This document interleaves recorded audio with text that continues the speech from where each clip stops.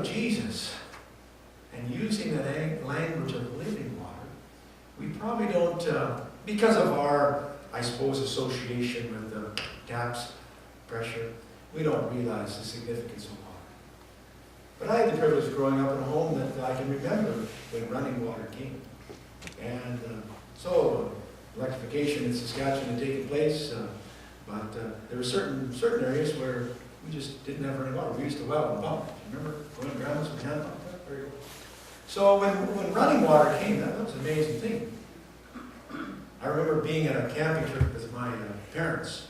My uncle was a preacher in North Dakota at the time, and summer holidays, and at a campsite, and a man turned on the tap, hot water, and then lathered up, you see. It's going to shave. And that whole time that he lathered up, the water was running. And I remember watching that incredulously.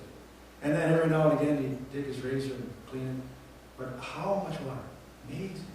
That was an image I had about people that never, maybe came from an association of the importance of water.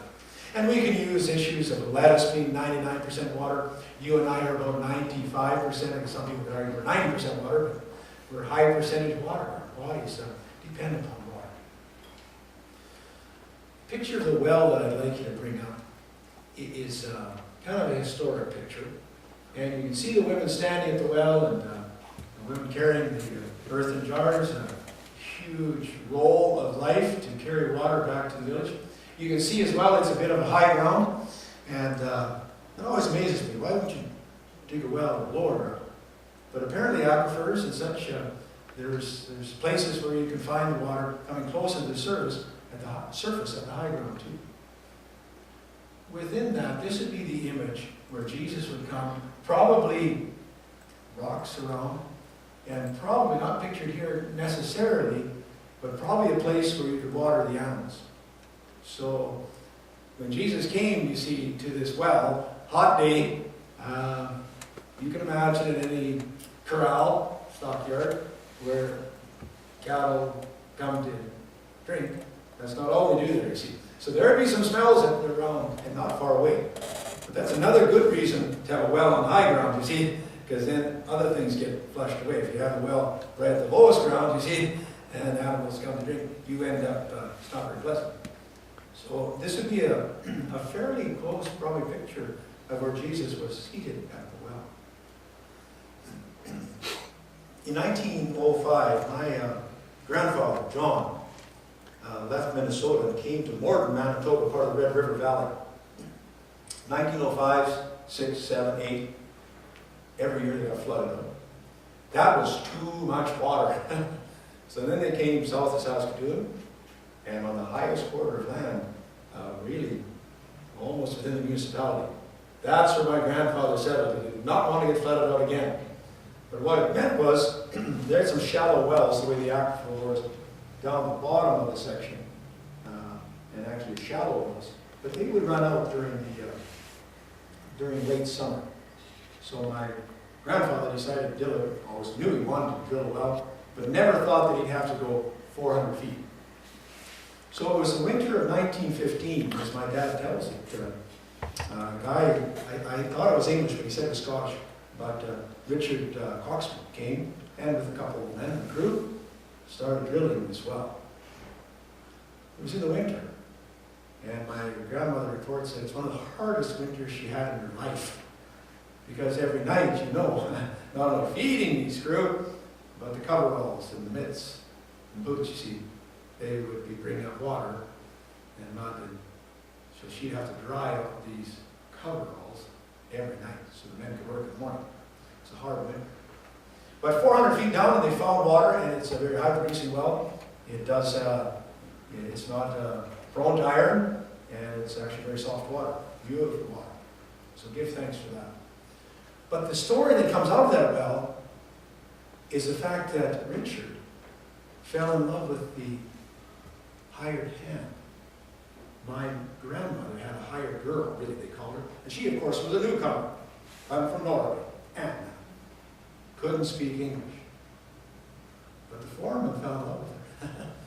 All these days and weeks and months where this woman was assisting my grandmother, really feeding and taking care of all the laundry. So they got to know each other in that way across the table, you see. Wonderful story. After the will was dug, the crew went on, but a letter came to the Johnson farm, you see, and it was from Richard Coxman. Written in English, but directed to Anna. Of course, Anna couldn't read it, so my grandmother became the interpreter. So she would read this love letter, interpret it from the English written to Norwegian. Wouldn't that be have a fun boyfriend like that? And then, of course, Anna would dictate back in Norwegian, don't you know? Her story, how things were going back to Richard. Speak that to my grandmother. And she would take it from Norwegian and write in very good English. And so the months ensued. And the wedding was arranged. Beautiful love story. All because of a well. Living water, you see, we needed water. And isn't that part of the story here? In terms of what water should be bringing us together. Dad also died. I called him early in the week just to remind him to make sure I had my dates right. I did. But one other story I didn't know that the day before the wedding, Richard had come and then asked Anne if it would be okay if we go for a walk.